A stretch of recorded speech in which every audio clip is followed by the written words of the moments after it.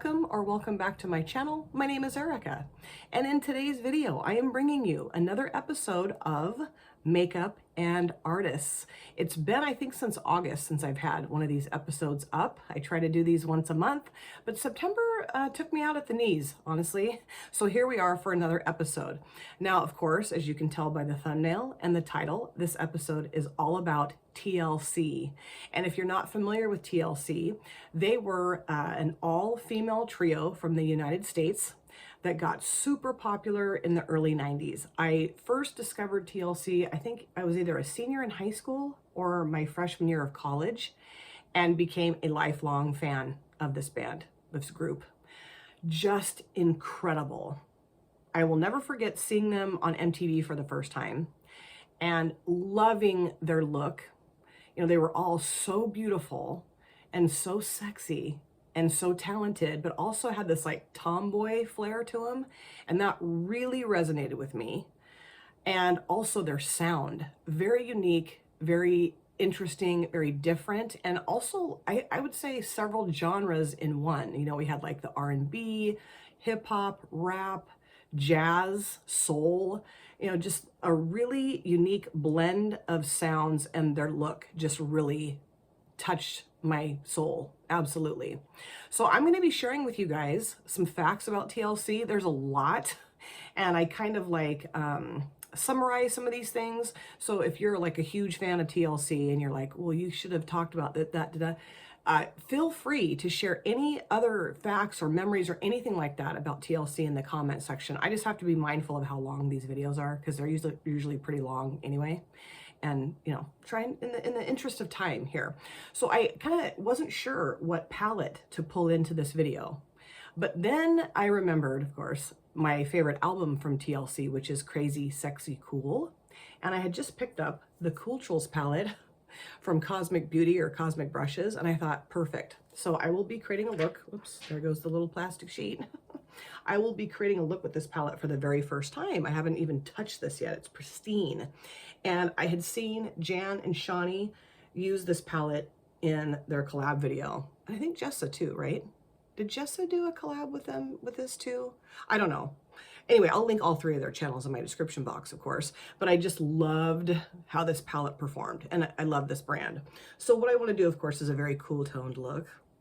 And if I can throw some sexy in here, we'll see. I could throw some crazy in here too, we'll see. But what I'm thinking of doing is like blues, but also like these kind of dusky purples too. So I think what I'll do is put Cooltrals in my, well, hold on a second here. Yeah, Cooltrals in my transition area.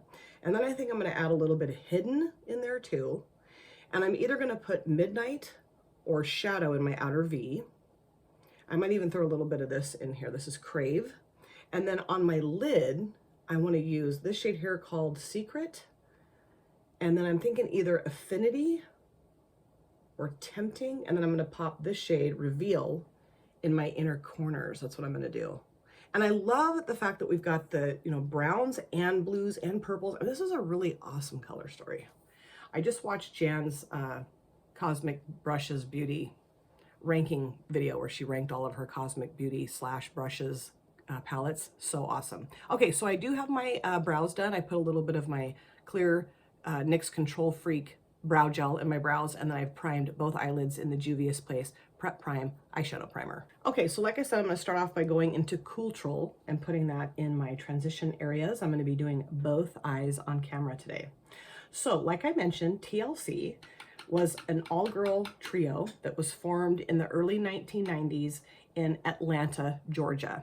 And the main lineup of the trio was Tion T-Boz Watkins, who she was my absolute favorite forever and evermore. And then Lisa Left Eye Lopez, who of course I loved, and then Rosanda Chili Thomas. So let me give you some facts, some just kind of little facts here about TLC, and then I'll obviously get into more of the details about the group as I continue to put my eye look together. So they had 9 top 10 hits on the Billboard Hot 100. They had 4 #1 singles, Creep, which is one of my faves, Waterfalls, I mean, hello, No Scrubs, and Unpretty. They recorded 4 multi-platinum albums, including Crazy Sexy Cool, which is my favorite, which received a diamond certification from the Recording Industry Association of America. Okay, well, nicely done, ladies. Way to go. Okay, so like I mentioned, in 1990 is when they first formed. And basically there was an Atlanta, Georgia-based producer by the name of Ian Burke who had, did he discover her?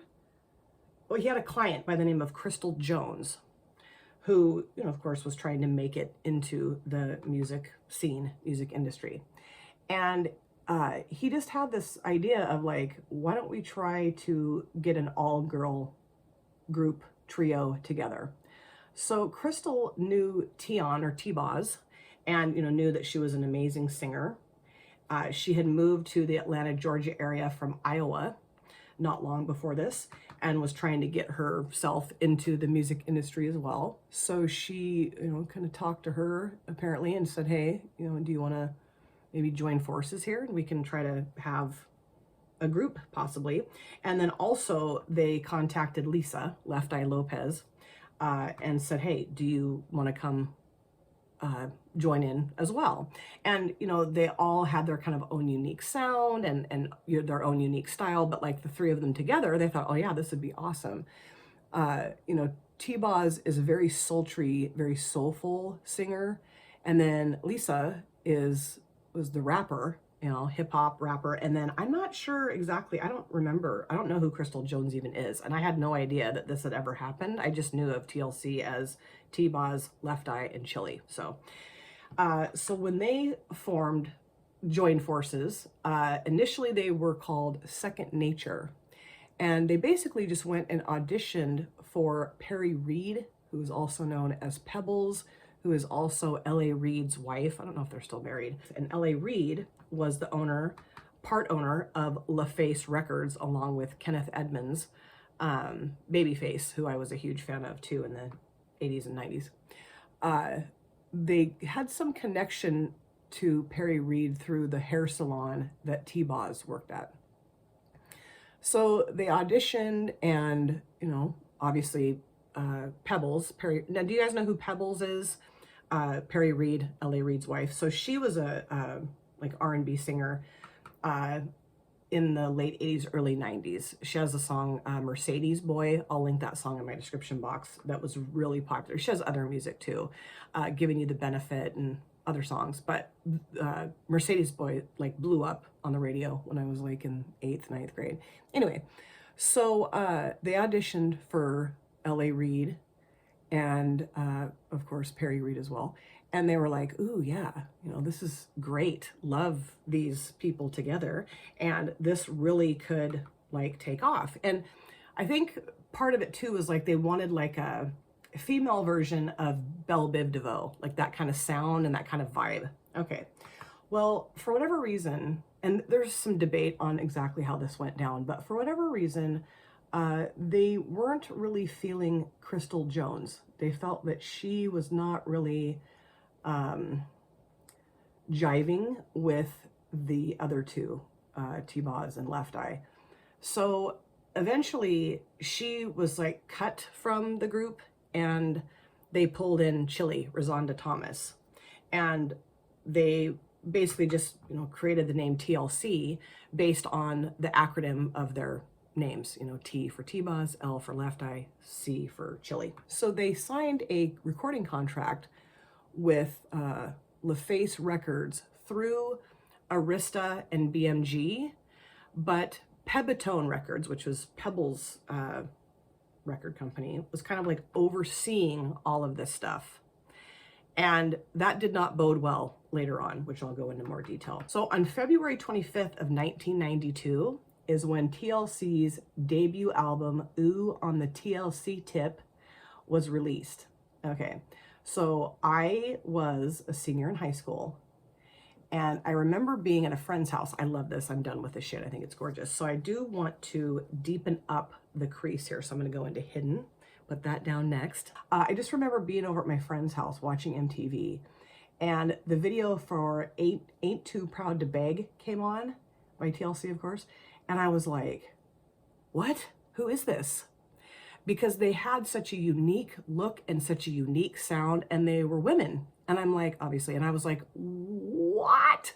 You know, these young, beautiful Black women who were super talented and just grabbed me right away. Now, the thing that I will say too is that one of the things I noticed right away is that they had condoms on their clothing, and Left Eye had glasses on with a condom over her left eye. And I was like, okay, this is cool. I gotta learn more about this group. And like, so I watched that video in that moment, and then anytime I would see it on MTV, I would just sit and study the video, study them, and listen to the lyrics of the song. I was writing down the lyrics to that song, and just became a huge fan at that point, because they were just so unique and like strong and confident, and I would say maybe a little androgynous. And T-Boz's voice just, I love her voice. She has the most sultry, amazing voice, really, truthfully. She will forever be one of my favorite singers, hands down. But I also like the fact that like Left Eye was rapping, and just, they had the bright neon clothes, and I don't know, I just really, and they had like the swagger to them too, and also I will say that they had this kind of like,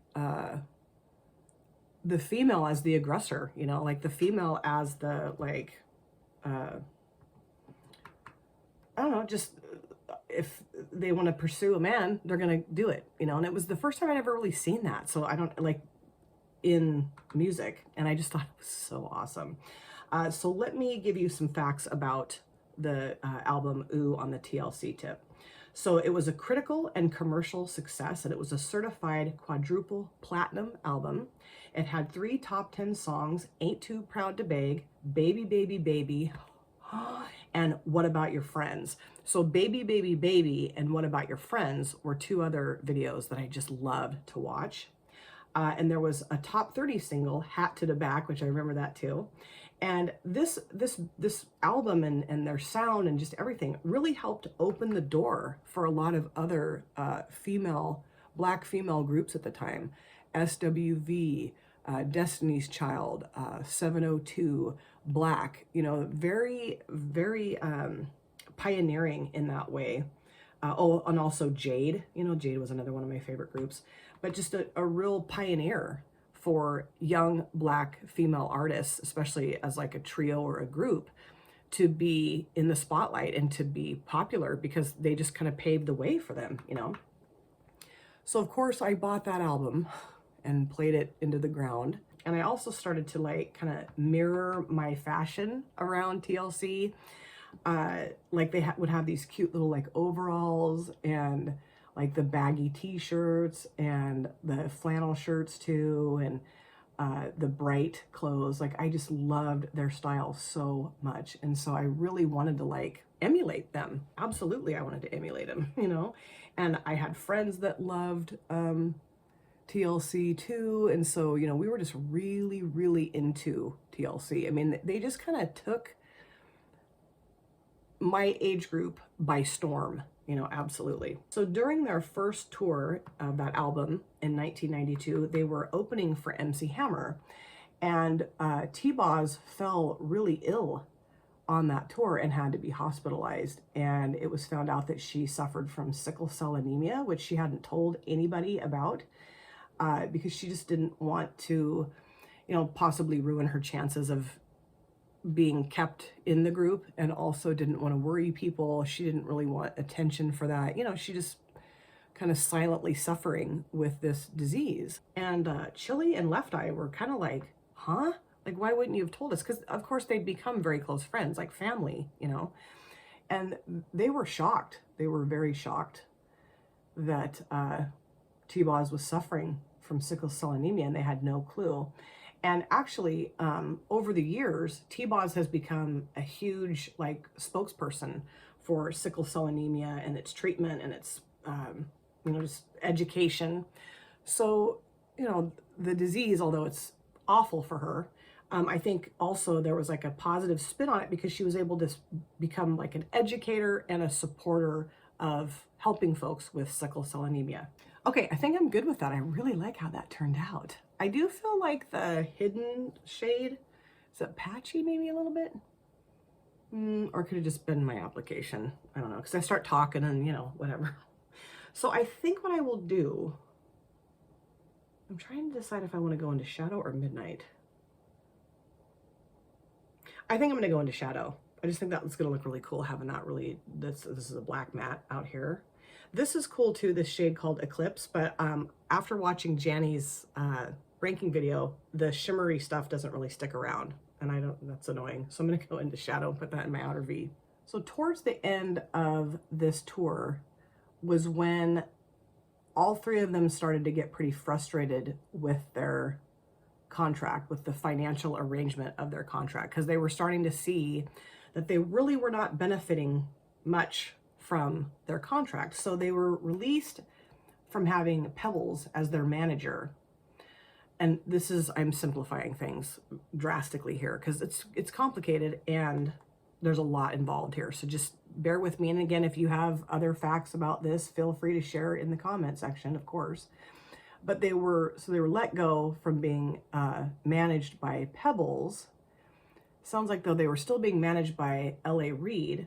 And ultimately though, Pebitone Records, which is Pebbles' recording company, was still overseeing the contract. So it was just a very shady, very crappy, and a lot of like behind the scenes stuff was going on that the women just weren't aware of. They were young, they were focusing on their music, they were focusing on their tours, and they were hopeful that the people who were supposedly looking out for them were looking out for them. And I don't think any of them were ever looking out for them. They just wanted to make money off of their talent, right? Of course, wonderful. Now in 1992, 1993, this is when Lisa Lopez started dating football player Andre Rison. And this was huge in the media because, they had a kind of a contemptuous relationship. And, Andre Rison was having affairs and just, being a slick football player. Not to be generalizing, but he was, and he admits to that now.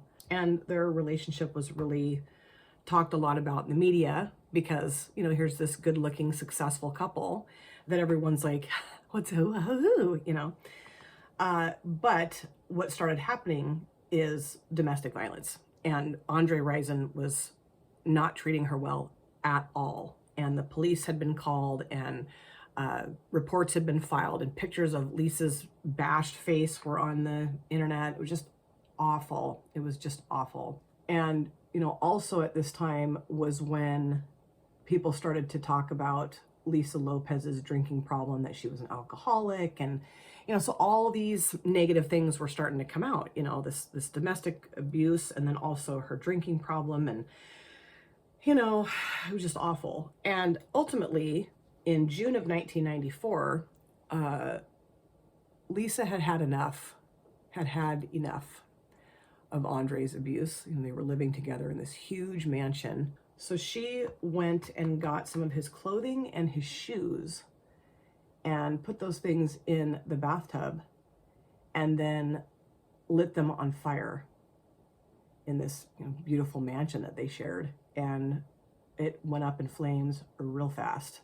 And of course that was all over the news, and that she had in a drunken rage lit his clothes on fire and almost burned his house down. And it was, obviously it was a big deal, big media frenzy. I'm gonna go back into Cooltrals now and just kind of take the edge of that off. Just keep blending, keep lightening up and blending around here. So Lisa was sentenced to 5 years probation and was given a $10,000 fine. And they continued to date each other off and on for another 7 years after that. And I didn't realize that. But finally, eventually, completely cut ties and went their separate ways, which I think that was probably for the best. It sounds like they had a pretty contemptuous relationship. And I'm not a fan of Andre Rison. at all. I've heard of other things that have gone on with other women in his life, and yeah, not a fan. Not a fan of Andre Rison's new. So I am done with the mattes for now. I'll probably go back in and add some more of the shadow shade, but I do want to put the shimmers on. And I think I'm going to use these two, Secret and Affinity. I was going to use these two, but I think that will look really cool with the mattes today. So that's what I'm going to start off with, going into Affinity first and then Secret. So let's see. On November 15th of 1994 is when their second album, Crazy, Sexy, Cool, was released. Now, I was in college, and I vividly remember this too. I was on a break from my classes, and I was sitting on my couch eating, I think, macaroni and cheese, and the video to Creep came on, and I absolutely lost my mind, because here we have these beautiful women who are kind of very sexily dressed in these silk pajamas with their midriff showing, but again, that kind of like tomboyish flair too. And they're talking about cheating, you know. And I do know, however, that Lisa was not a fan of that song. She honestly didn't even want to record it, and she didn't want to even like sing on that song because of, you know, all the crap that had gone on between her and Andre Rison. She just was like, ugh, I don't really even like this song. But, you know, luckily she sang or performed with that song, because I don't think it would have been the same without her. But I just thought, man, they just get better and better and better. So of course I went and got that CD immediately, and just fell in love with the whole album. So let me give you some facts about this album. So this was critically acclaimed, and Rolling Stone magazine named it one of the top 500 albums of all time. The album debuted at number 15. It peaked at number 3 on the Billboard 200 and spent 2 years on that chart. 2 years. It sold over 7.7 million copies in the United States and sold over 14 million copies worldwide. All 4 singles, Creep, Waterfalls, Red Light Special, and Diggin' on You, reached the top 5 of the Billboard Hot 100. And, you know, part of, I think, what made it so successful too is that although there was some kind of fun, sexy songs, there was also some very socially conscious songs as well. And, you know, they were like criticizing drug dealing. They were talking about unsafe sex and how that was not cool, and that, you know, you needed to practice safe sex. And also that like women's sexual wants and needs and desires were just as important as men's. And, you know, up until that point, not that there was no other female artist that had talked about that in songs. Of course there had been, but not, I don't think to the extent that TLC was. And so it was super empowering, God, that's a tough word to say, for women, young women. I mean, I just was like, sing it, baby. It was so awesome. And I would listen to that CD on repeat constantly. Myself and my roommates, we were super into it. Every single college party we went to for the rest of my college career, because this came out in 94 and I graduated in 96, every single college party, this album was being played. You know, other songs too, but this album was always in heavy rotation during that time. Absolutely. And, you know, their videos were so amazing and just so beautiful and talented and sexy, and the uniqueness of their styles and their looks all together. You know, they were all very unique in their own way. You know, I love that. So I'm going to keep using this brush because it's working really well. I just cleaned it off. And I'm going to go into Secret and put that towards the front. The Affinity shimmer is absolutely freaking gorgeous. Gorgeous. Holy cow. And I think this is going to be equally as gorgeous. Unfortunately, in July of 95, they filed for bankruptcy, which I remember at the time, people saying, well, how in the hell could they file bankruptcy? You know, they've sold all these albums and they're super successful, and how could that possibly happen? Well, like I mentioned before, Pebbles and L.A. Reid, and I'm not sure if there was anyone else involved. I'm sure there probably was in their contract, were just screwing them over, you know, totally screwing them over. And also I know that like there was a lot of payments, like insurance money that had to be paid out for the fire at Andre Rison's house, also the mansion, and also like T-Boz's medical debt from, you know, taking care of herself with having sickle cell anemia, of course. And like their tours were pretty expensive, and like the money was just being mismanaged. They just, their managers and the people that were overseeing their finances were totally mismanaging what was happening. And they were young women. And like I said, they believed that the people who were monitoring all this were doing right by them, and they were not doing anything right by them at all. It was just this shit show, basically.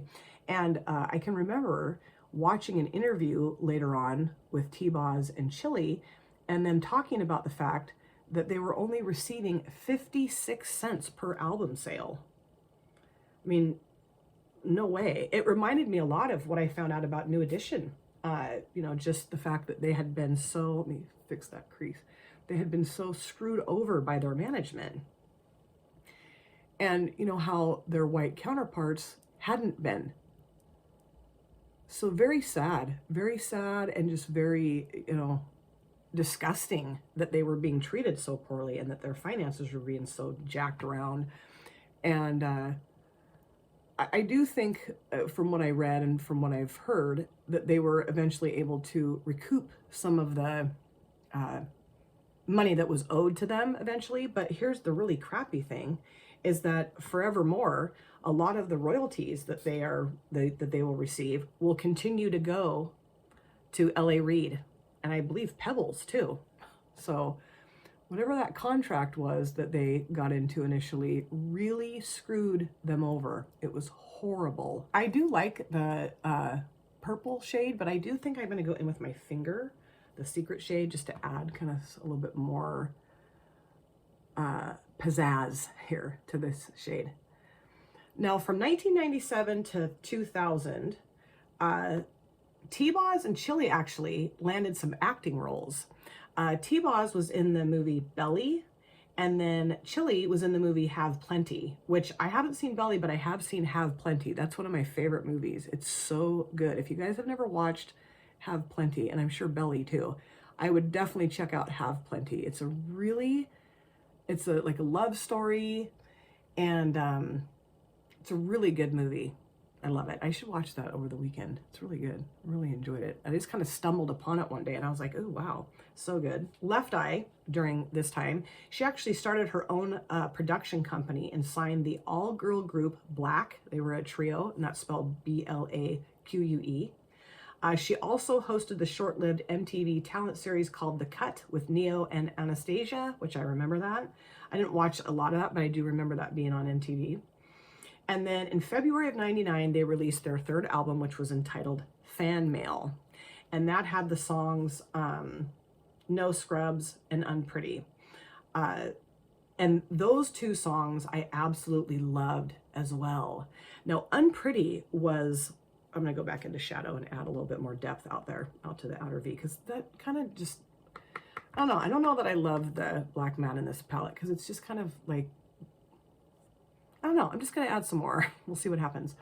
That video was jaw-dropping. So was the video for Waterfalls, by the way, from Crazy Sexy Cool album. And that's what I really liked about them too, is that they had a good mix of that type of content, or that type of message, but also the sexy, fun, you know, side of them too.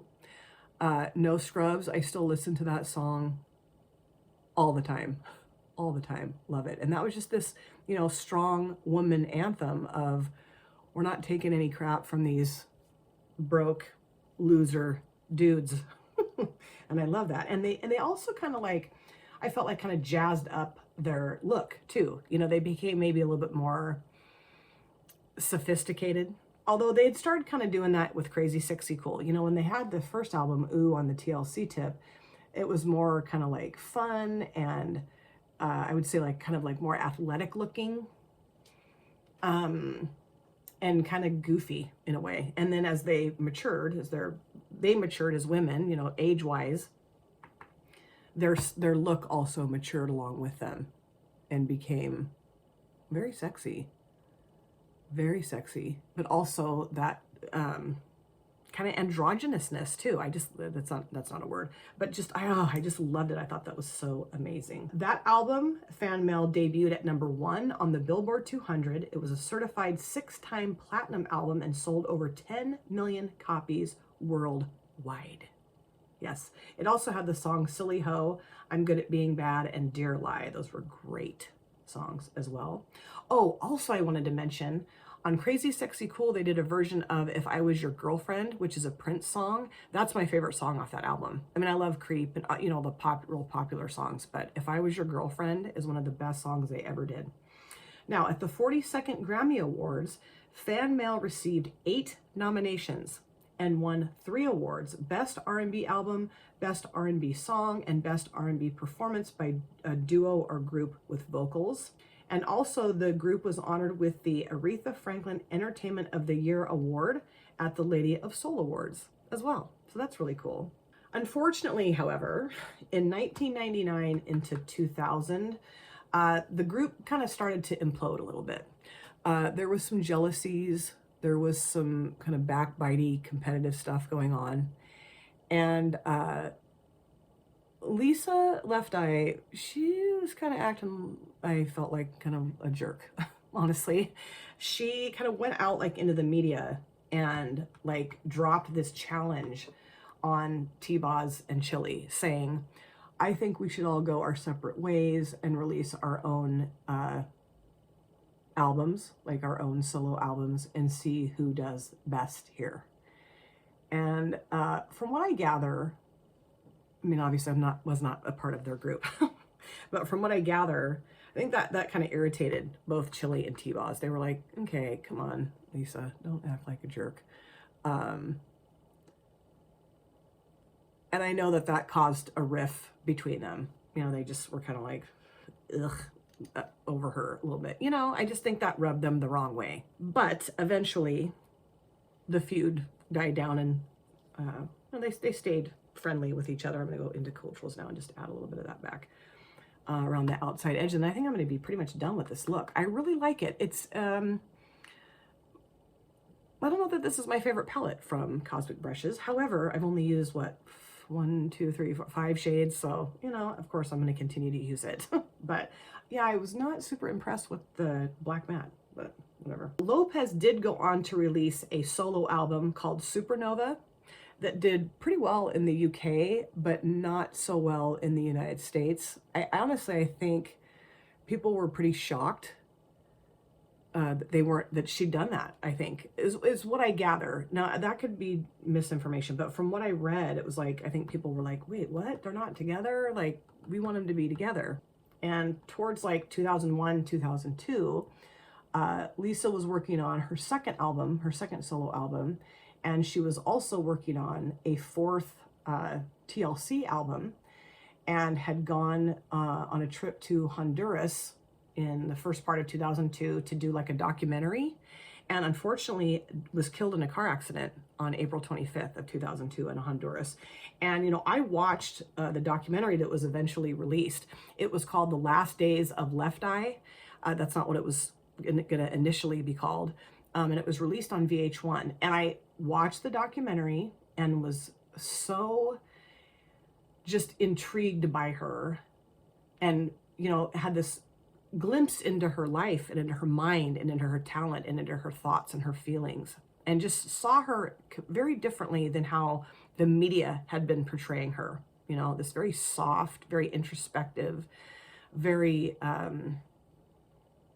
don't know how to describe her, just very unique soul, right? And, you know, there's a lot of conspiracies that she was killed, and I don't know. Just the way the whole accident happened, and, you know, I don't know. I think she knew some things. That's all I'm going to say. I don't know. I mean, who knows? That's a conspiracy type theory, but I don't know. Strange accident, I will say. Strange accident. And also, you know, she, like I said, she knew some stuff. And yeah, so now what I'm going to do is I'm going to go into my e.l.f. contour palette and use this shade and just kind of take the edge off of that because I don't love that. And eventually their fourth album was released. It was called 3D. And I don't know that I ever, did I get that album? I don't think I did. I don't know. I think at that point, not that, you know, I didn't love TLC, I did, but I don't know, I had little kids and just busy with my life, and I don't know. I think I was pretty devastated that Left Eye had passed away, and I don't know. I just kind of passed by that album, which I don't know why. I kind of could kick myself. I mean, I could still get the album, of course, but kind of could kick myself. T-Boz and Chili actually promoted the album as a duo, and several of the songs apparently were like eulogizing Lisa. I don't know which songs, but I'm very intrigued by that album now, and I really do want to listen to the whole thing. I really do. I don't know what happened to me that I didn't do that. In 2013, T-Boz and Chili performed Waterfalls at the American Music Awards, and Little Mama actually performed Lisa's rap solo in that song. And T-Boz and Chili actually have continued to tour as a duo, I think, what did it say, through 2023? So that's pretty cool. And T-Boz is still a very active spokesperson for the Sickle Cell Anemia Foundation, I think it's called, the Sickle Cell Anemia. Hold on, let me go back and look. The Sickle Cell Disease Association of America. She's a spokesperson for that organization. And, you know, I'm sure most of us know about the fact that Chili and Usher dated for a long time and never, and then they broke up, and, you know, the sad songs that Usher put out and the videos, and oh gosh. And although, you know, of course I took her side completely in that breakup and wanted to kick his butt because I thought, don't you dare hurt Chili. But, you know, it sounds like both T-Boz and Chili are happy in their lives and have, you know, just really left this incredible legacy for the music industry, for young Black women in the music industry.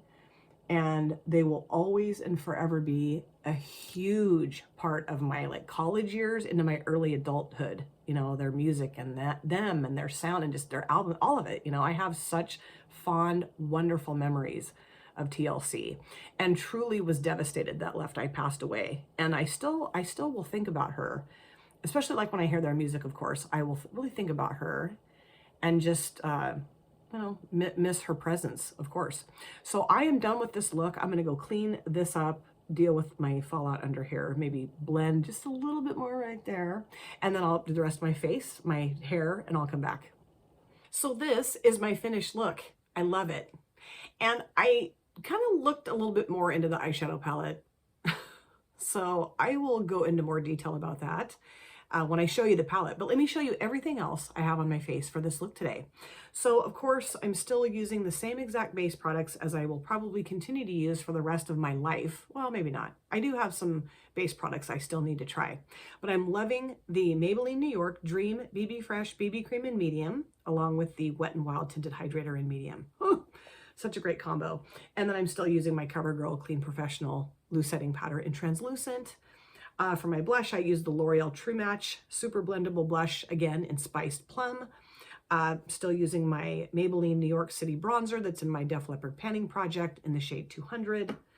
On my upper lids, I'm, of course, using my Wet n Wild Waterproof Breakup Proof Felt Tip Liner in black. Still using the same mascara, Maybelline New York Sky High. And on my lips, I used the Beauty Moon Cosmetics Lip Icon in the shade M10. I just used this in a look recently, but it was just sitting there on my desk.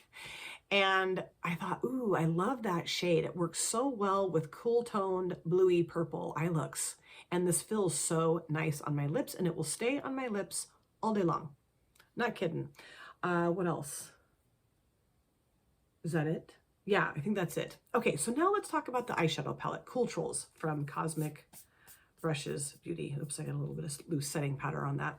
So here's the thing. this isn't really a true black matte. It's more charcoal gray. Once I figured that out, I calmed down a little bit because this really is the black in the palette, but it's that weird sequin matte that has the shimmers that just fall off your lids. And I did think about actually adding some of that to my outer V, but then I thought, no, I don't know. I just didn't want to be bothered by that today. I do want to do a multiple looks video with this palette, 2 looks, 3 looks, something like that down the road. Absolutely, because I want to use all the shades in here, of course, but I actually really enjoyed how the mattes blended together. At first, I thought this shade Hidden looked maybe a little patchy, but honestly, I don't know if it was the shadow or the brush I was using. I don't know, but I don't think it looks patchy at all now. I think everything came together really well. This shade worked really well too. And then I loved both of the shimmers. I felt like, I don't know why I'm doing that. I felt like I wanted just a little more oomph from them, but I do think they look very pretty. And this shade I popped in my inner corners called Reveal. Now this shade's gonna be real fun to put on my eyelids. I didn't realize that there just isn't a lot of flip to these. They're just more metallic and very pretty, but not a lot of flip to them. So I kind of wish I'd done this. That is going to be really fun to play with too.